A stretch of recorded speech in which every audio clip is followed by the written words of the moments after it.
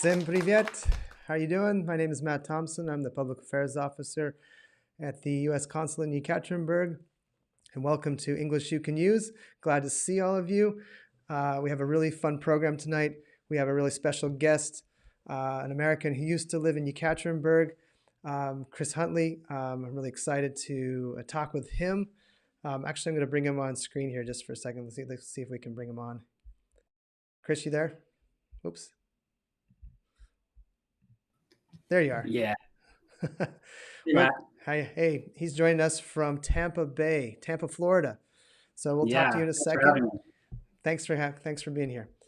Okay, so I'm going to get more applause again, actually. But tonight we have something really special. You can, after this program, you can talk with some native speakers. So this is how it's going to work. I'm going to put my word up here.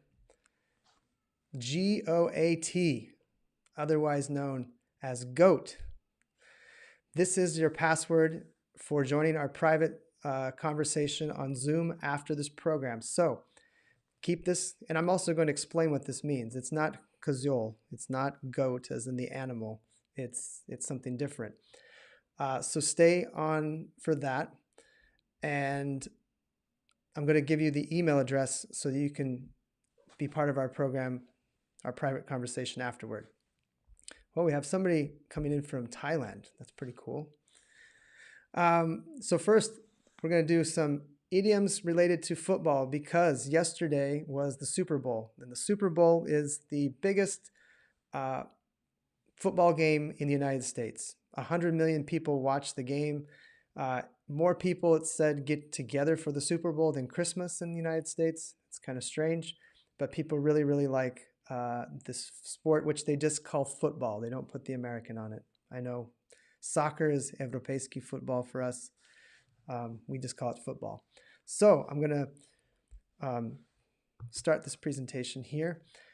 And it's funny, football is so big in our culture that many phrases and words from the sport actually now are part of the regular vocabulary. So I'm going to teach you a few. First off, here, let's go. Oops, sorry. Got to do it the other way. So, hand it off. You probably know this term. It's pretty simple. Hand it off, but it comes from football when they take the ball and they hand it. They give it to another person. And what it really means is to transfer responsibility from one person to another. So if you're in an office or you're with somebody and they say, here, I'm going to hand off this project to you. It's give, dat. They're just giving it to you. They're passing it to you. And that comes from sports. Hey, Konstantin's online here. Good. So let's go to another one. Pile on. Pile on. So you probably may have heard the word pile, which is a bunch of stuff put on top of each other.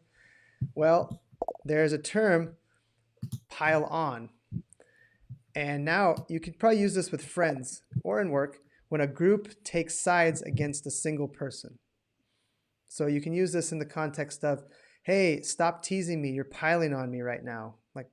Or don't pick on him. You're piling on. Everybody's picking on him or her. Don't pile on him. Well, that comes from this picture here you see of lots of football players on top of one player. And I've been at the bottom of those piles and it doesn't feel very good. It's a lot of weight. So another one here, move the goalposts. So in Russia, you don't have goalposts necessarily, but in the United States, we do. We have these big things that stand up, and that's where you kick the ball through, but it's also in the end zone.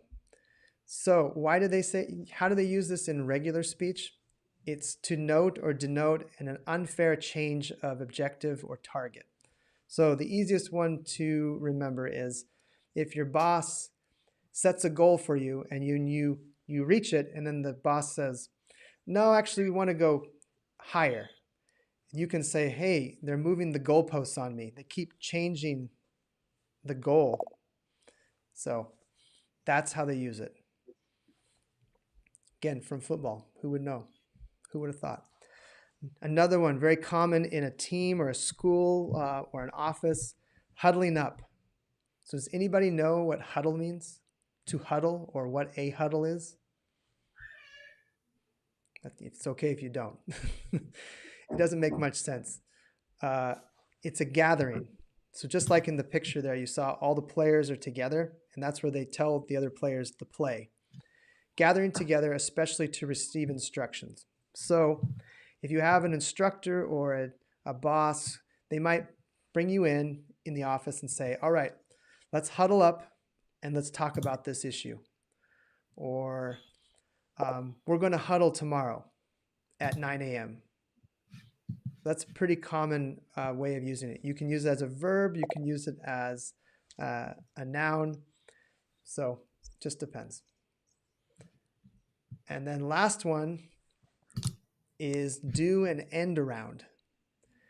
And this is kind of strange, but this does come from football. And I played football in high school and college, and you do have this terminology.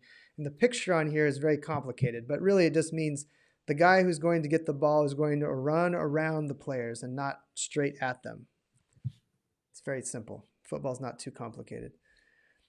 And what it means is to take evasive action or to find a creative way around a problem. And so you could say, my colleague did an end around and found the solution yesterday. It sounds strange, but I think when we talk to Chris, he'll agree that that's sometimes used in regular speech. Again, some of these are just good to recognize, and once you hear them a few times, then you will remember them. But sometimes, I know if I was a non-native speaker and someone used this in conversation, I might be a little lost and say, what are you talking about? What's a huddle? Well, now you know. And knowing's half the battle, right? All right, so let's go to goat. Let's see, G-O-A-T. And the reason I bring this up is I think I taught this back in the spring. It's a relatively new term. It's goat, G-O-A-T, and it means greatest of all time. And on Sunday or Monday morning here, Tom Brady, the quarterback for the Tampa Bay Buccaneers, but he used to be with the New England Patriots for many years, won his 7th Super Bowl. No one's ever done that, ever. I think he's played in 12 Super Bowls. He's lost many, and he's also won many. So now many people now call him the GOAT. And he is the greatest of all time. So if you see this in a news story, they're not talking about the animal. They're talking about a very good athlete, or maybe a musician, or somebody that's very good at their profession. So, and this is your password to get into our conversation later. And I think, where do I put it?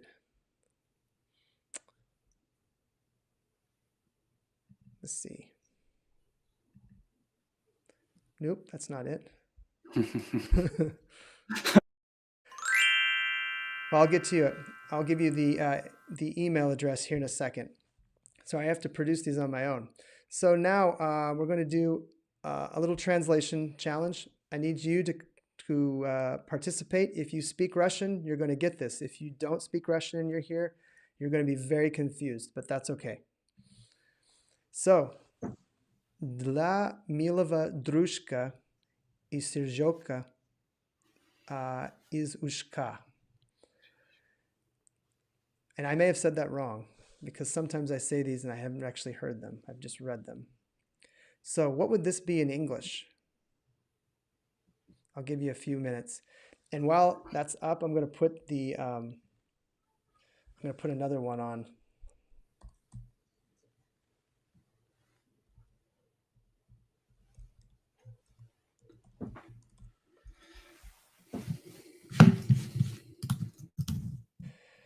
If you want to participate in our live conversation on Zoom after this, then write the password earlier usinfocenter@gmail.com. I've also put it in the comment section as well. So, Хорошая русская поговорка. Да, thanks, Roman. I'm going to put that up on the screen. But do you know what it means in English? Can you translate it? That's the challenge here. Anybody have a guess?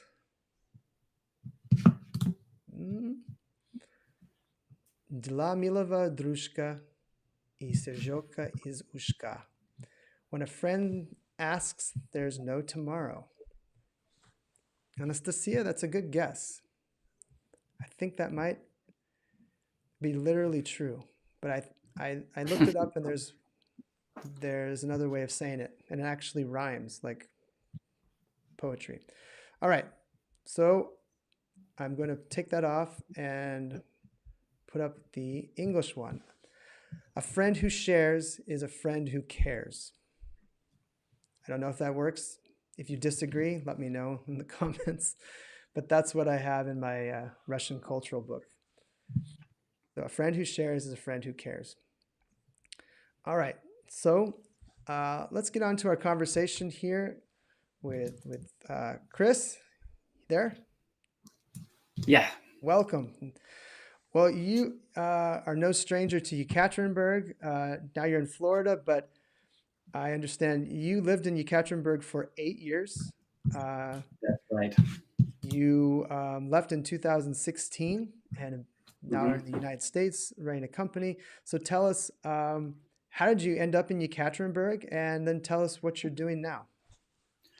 Yeah, it's a really long story, but I'll make it really short so that it's palatable, you know.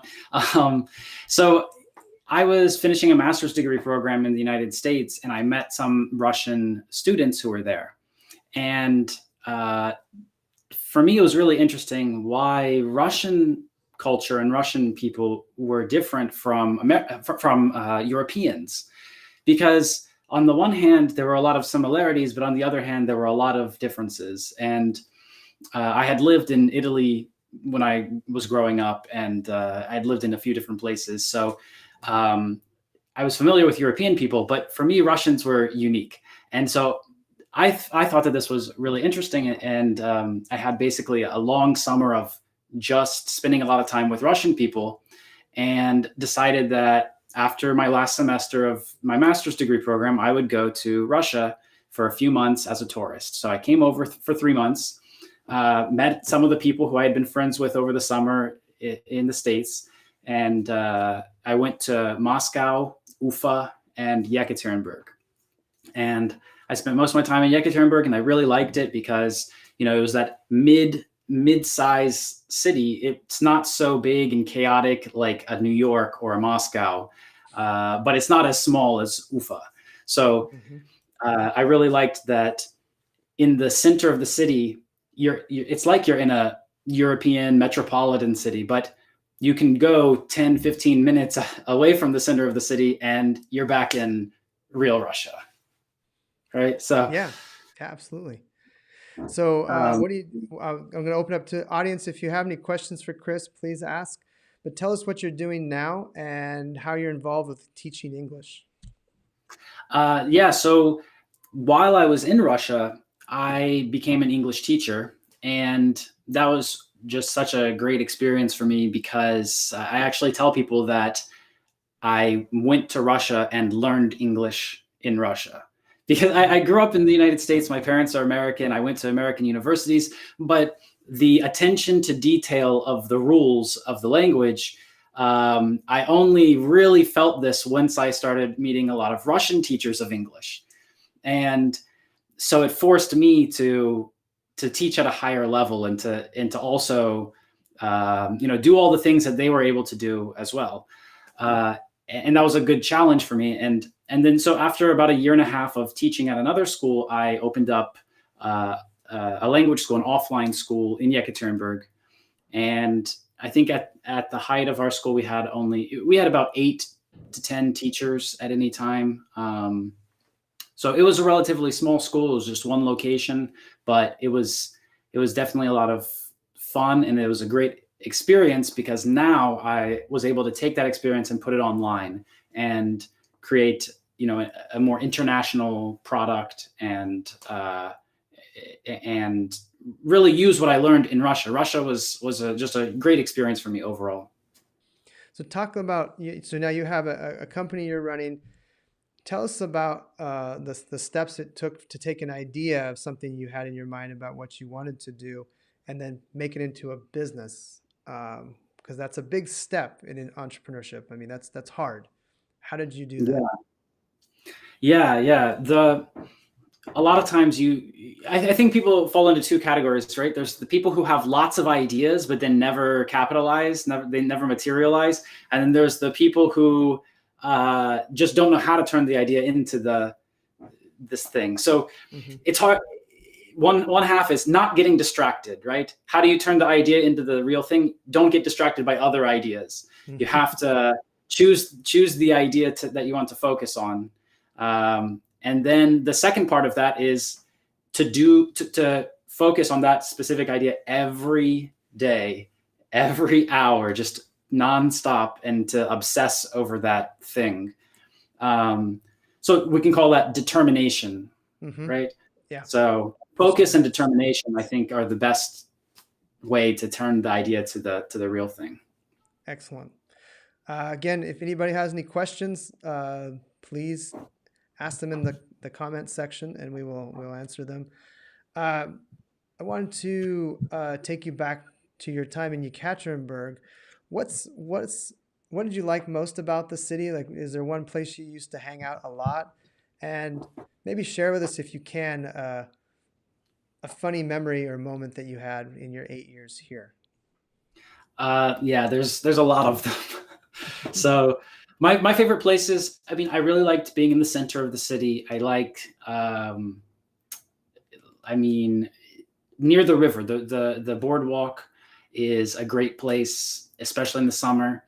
I really liked just the whole area around the 1905 square is great. That's where I spent most of my time. And usually when I come back to visit, I try to stay somewhere in the center there. But I also lived for a few years in Yugo-Zapad. Oh. So I am very familiar with Yugo-Zapad, and I really like that area near the shopping center called Kit.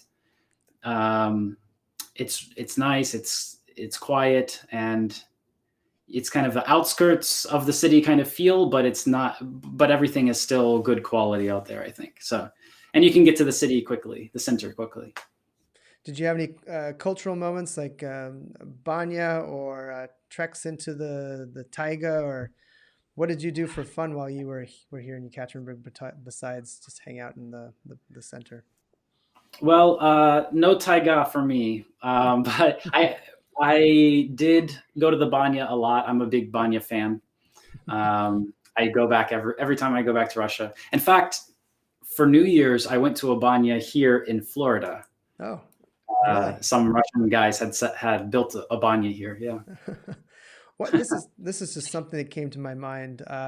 What can't you get in? There's something that you really like in Russia that you can't get in Florida, like something you miss. You're like, because the American market's pretty big. You can get almost anything, but what is there anything you can't get?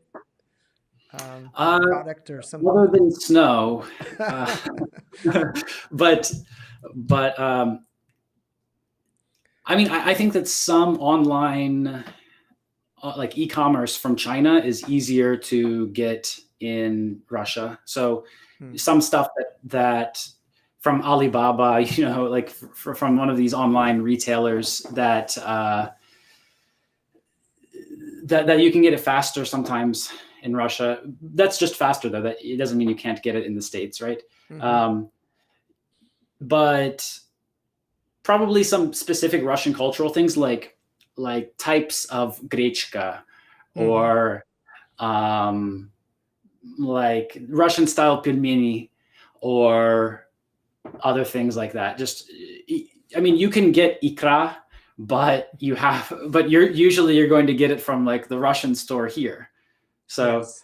all of that stuff, you have to go to the special Russian store to get the Russian cultural things. And they have Russian stores in every decent sized city in the States, I think. Yeah, that's true. That's true. There's a few in Washington, D.C., as I recall. Yeah. I've been to.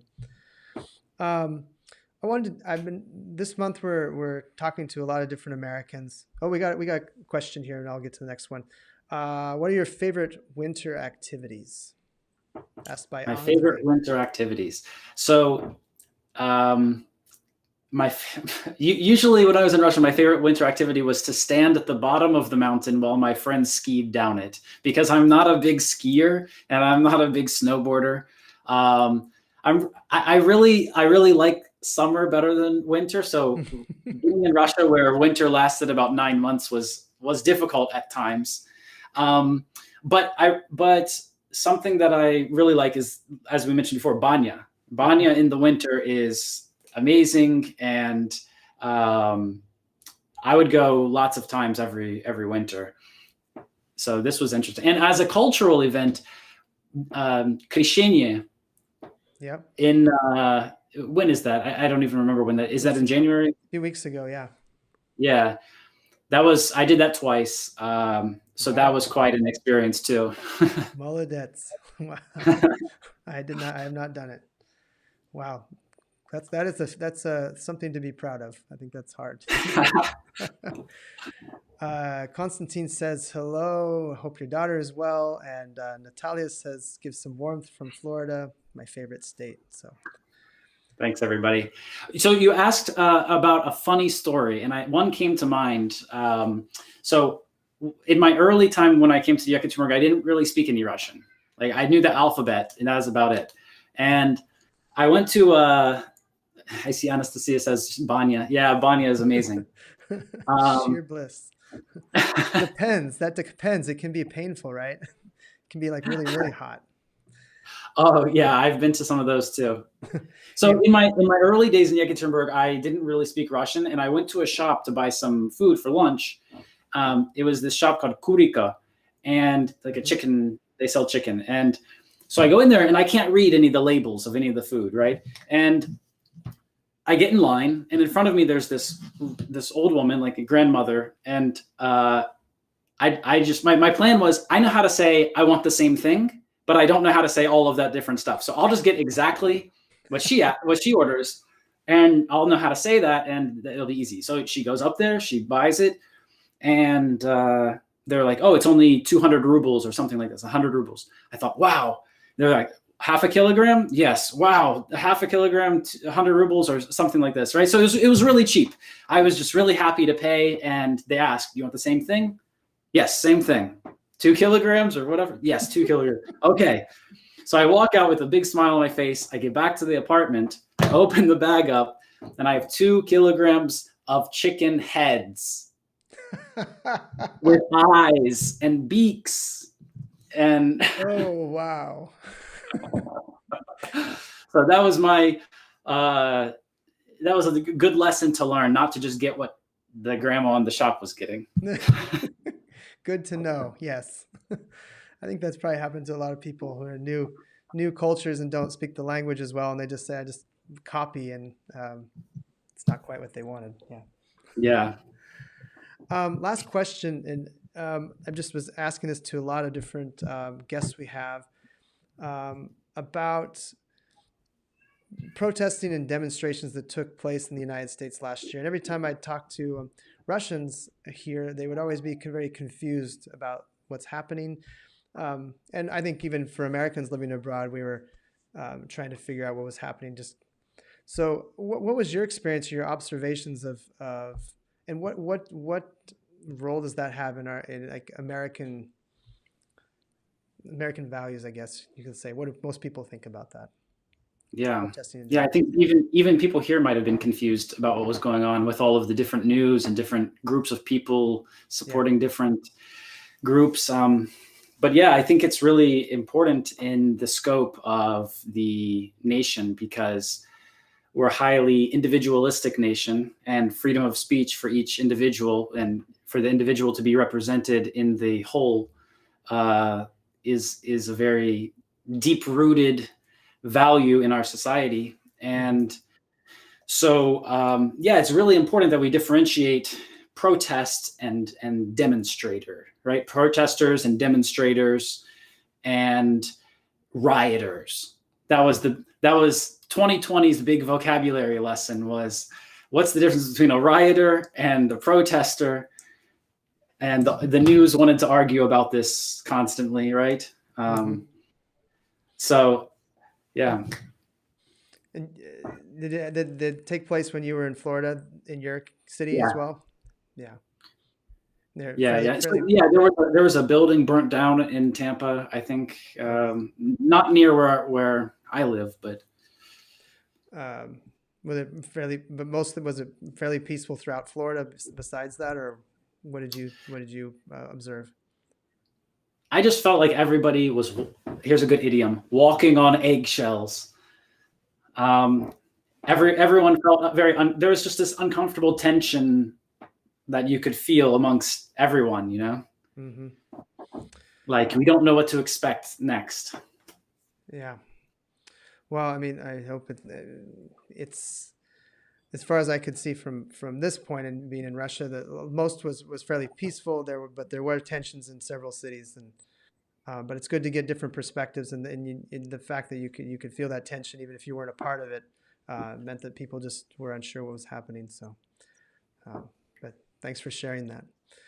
Yeah, no, I think that it was mostly peaceful. Absolutely. Like, there's those incidents are always highlighted, right? That doesn't mean that they are the majority of how situations happened. And probably it is a testament to the to our system in the United States, that even those small instances are shown, there's light shown on these small instances, and we're trying to rectify the fact that in some cases the system doesn't work, and we're trying to fix those things, right?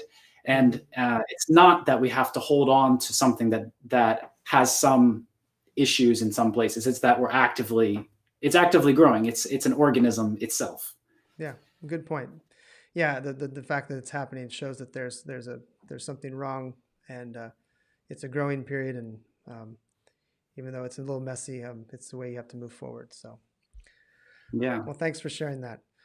Well, I think we're at 7:30 now, so I'm going to send you the link, because I haven't sent you the link for our chat afterward. But if you'd like to join Chris and I and just talk and ask some questions, I'm going to put this up on the screen here. So I'm going to say goodbye to Chris here. Oh, he's going to be off the screen. And I thought I put it on there. For some reason, it's not. Let me put it on. So, info center.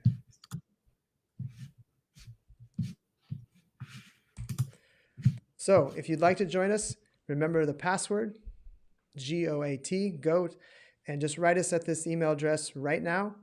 And then within the next 10 minutes, you'll get an email back with the password and the link, and then we'll chat and talk. This isn't, before pandemic, we had a great English club going here throughout the region. We still can't do that quite yet in person, but we'll try to recreate it here on Zoom. So see you soon. Thanks, Chris, for joining us, and thank you. We'll see you next week. I want to make sure also next week we have the spokeswoman from the U.S. Embassy, Rebecca Ross. She's going to join us, talk about her job, but also talk about her other work outside of work. She's an artist. She's a painter. So we hope you can join us for that. See you next time, 7 o'clock Tuesday. Paka. And for those of you who want to join us, I'll expect your emails. Take care. Bye.